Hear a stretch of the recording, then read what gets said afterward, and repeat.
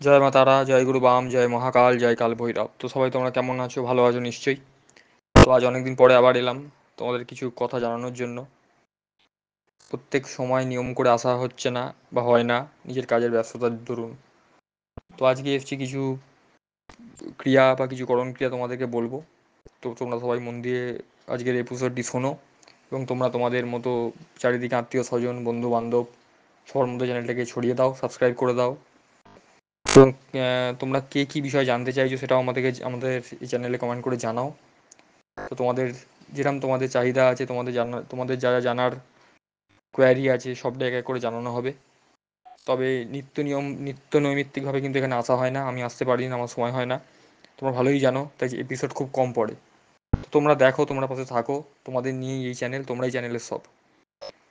তো আজকে আমি যে বিষয়ের ওপর আলোকপাত করতে চলেছি বা করব সেটা হচ্ছে, এখন অত্যাধিক মানুষের যে কোনো বয়সেরই দেখা যাচ্ছে যেটা বিশেষ একটা সমস্যা হয়ে যাচ্ছে, অকারণে কিন্তু মাথা গরম হয়ে যাচ্ছে, মাথায় কিন্তু রাগ উঠে যাচ্ছে বা মাথা অশান্ত, মস্তিষ্ক বিভ্রাট যেটাকে বলা হচ্ছে, মানসিক শান্তির অভাবে যেগুলো জীবনে ঘটে আমাদের।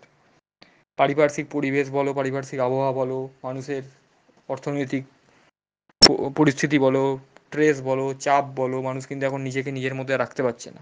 মানুষের পরিস্থিতি খুবই খারাপ। অর্থনৈতিক জায়গাটা বিশেষ মানে অর্থনৈতিক কষ্ট, অর্থনৈতিক অবস্থার জন্য এই অবস্থাটা কিন্তু বিশেষভাবে দায়ী, এই মানুষের মাথা গরম বা অস্থিরতার জন্য। এতে কিন্তু আমাদের যেমন মানসিক শান্তির অভাব হয়, মানসিক শান্তি অভাবের ফলে যেমন মানসিক শান্তি নষ্ট হয়, এর জন্য আমাদের কিন্তু আবার দাম্পত্য জীবনে অশান্তি বলো, সাংসারিক কলহ বলো, নানাবিধ ক্ষেত্রে, কর্মক্ষেত্র বলো, বিদ্যাক্ষেত্র বলো, সব জায়গায় কিন্তু আমাদের একটা ডিস্টারবেন্স তৈরি হয়। তো এই জন্য প্রথমেই যে অ্যালার্টটা আমি দিয়ে রাখবো, এখানে কোনো রকম যা যা আমি বলছি কিন্তু কোনো খরচা কিন্তু নেই তোমাদের এক পয়সা, তোমরা ঘরে বসে তোমরা কিন্তু এই নিয়মগুলো মানতে পারবে, তোমরা মেনে চলো। যখনই স্বামী স্ত্রী বা যেই তোমরা ঘুমো, যে যার মতো বিছনায় ঘুমোচ্ছ, সবসময় কিন্তু খেয়াল রাখবে দক্ষিণ দিকে যেন কখনোই তোমাদের মাথা যেন না থাকে ঘুমানোর সময়। এটা কিন্তু তোমাদেরকে একদম মেনটেন করে চলতে হবে, মাস্ট। সেদিকে তোমাদের কিন্তু খেয়াল রেখে চলতে হবে। এর ফলে কিন্তু অতিমাত্রায় মানুষের মাথায় রাগ, জেদ, ঝগড়া টেন্ডেন্সি, অস্থিরতা কিন্তু কাজ করে। তার ফলে যা হওয়ার তাই হয়, ঘটে সাংসারিক সুখ নষ্ট, অশান্তির দরুন। সেকেন্ড পয়েন্ট হচ্ছে, তোমরা কি মেনটেন করবে, বৃহস্পতিবার দিন বেলা 12টার মধ্যে একটি কাঁচা হলুদ একটু গুলে নেবে, বেটে নেবে, বা তোমরা গুঁড়ো হলুদটাও করতে পারো। সবসময় চেষ্টা করবে তামা অথবা পেতলের বাটি, না থাকলে পাথর বাটিতে করবে, গঙ্গা জলে তোমরা হলুদটাকে বেটে নেবে অথবা গুঁড়োটাকে জল দিয়ে মিশিয়ে নেবে। ময়ূরের পালক একটা কিনে আনবে, বৃহস্পতিবার দিন কিনে আনবে, আগের বৃহস্পতিবার। আর যে বৃহস্পতিবার করবে সেই দিন বেলা 12টার আগে ওই হলুদটা দিয়ে তোমাদের ডান হাতের মধ্যম আঙুল দিয়ে, তোমরা ছেলে মেয়ে যাই হোক, ভালো করে হলুদটা চারদিকে তোমাদের ওই ময়ূরের পালকে বুলিয়ে নিয়ে তোমাদের কিন্তু দক্ষিণ বা পশ্চিম কোণে, তোমাদের ঘরে হতে পারে অথবা বাড়ির যে কোনো ওয়ালে হতে পারে, তোমরা রেখে দাও এটা। এতে কিন্তু অনেক রকমের নেগেটিভিটি বাড়ি থেকে বেরিয়ে যায়, যার ফলে মানসিক সুস্থতা, মানসিক অস্থিরতা কমে যায়, মানসিক সুস্থতা বৃদ্ধি পায়, মেন্টাল হেলথ তোমাদের কিন্তু ভালো হয়।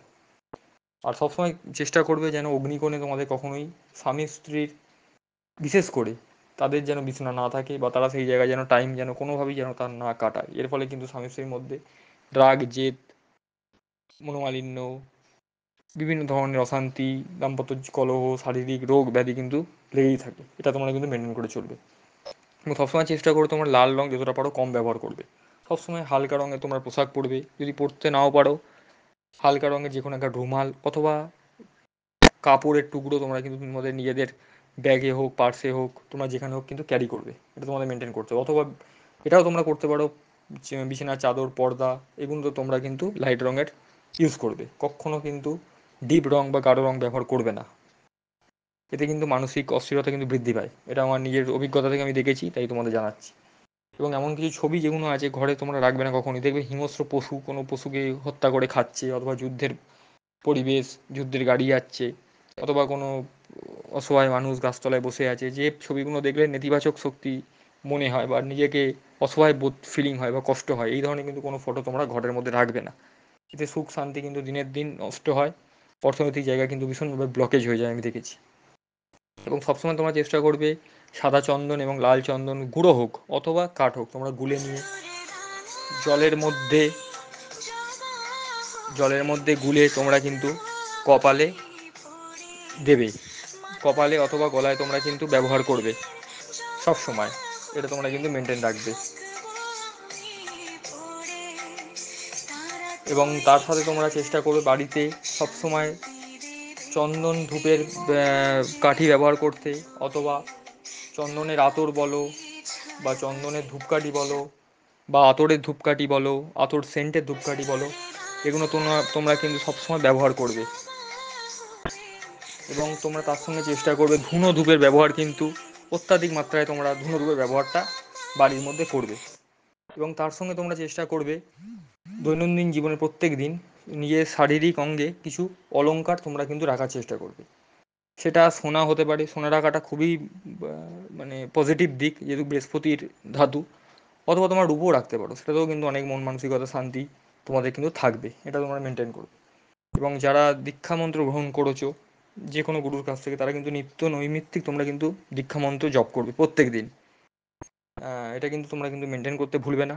এবং সর্বশেষ একটা কথা বলি, যারা এখনো দীক্ষা মন্ত্র গ্রহণ করোনি, বয়স হয়ে যাচ্ছে, চাইছো সদ্গুরুর থেকে ভালো জায়গা থেকে দীক্ষা মন্ত্র গ্রহণ করবে, তোমরা আসতে পারো, দীক্ষা মন্ত্রের ব্যবস্থা করে দেওয়া হয় আমার মন্দির থেকে। এবং যারা হাতে কলমে মাতৃসাধনা তন্ত্রক্রিয়া পদ্ধতি তোমরা শিখতে চাইছো, তারাও এসো। তোমাদের মধ্যে যদি সেই মার্গ, সেই আধ্যাত্মিক পথে চলার ইচ্ছে, শক্তি বা সেই তোমাদের পারদর্শিতা থাকে, অবশ্যই তোমাদেরকে গাইড করে দেওয়া হবে, হাতে হাত রেখে অবশ্যই শেখানো হবে। এবং তোমরা চ্যানেলটা দেখো, তোমাদের ঘরে বসে তোমরা উপকার পাও, দিকে দিকে ছড়িয়ে দাও, মানুষ জানুক, এর জন্যই আসা। হাজার কাজের মধ্যেও সময় তৈরি করে নিয়ে আসতে হয়, 10-15 মিনিট হাতে রাখে। একদমই হয় না, পেরে ওঠা যায় না, এত কাজের ব্যস্ততার মধ্যে তো থাকি, তোমরা সকলেই জানো। তো তোমরা দেখো কিরম কি জানতে চাইছো, কি কি বিষয়ের উপর তোমাদের আগ্রহ আছে, তোমরা জানাও, তোমাদের সেই মতো করে গার্ড করে দেওয়া হবে। এবং এপিসোডের মধ্যে একটু ফোন বেজে উঠেছিল বলে একটু রিং আউট হয়েছে, একটু ফোনের রিং তোমরা শুনতে পেয়েছো, তার মধ্যেই আমাকে এপিসোড করতে হয়েছে। সবসময় ফোন অল টাইম ঢোকে, তাই জন্য এটা বাধ্য গেল না। তো তোমরা দেখো, সব ভালো থেকো। জয় মা তারা, জয় গুরুবাম, জয় মহাকাল, জয় কাল ভৈরব।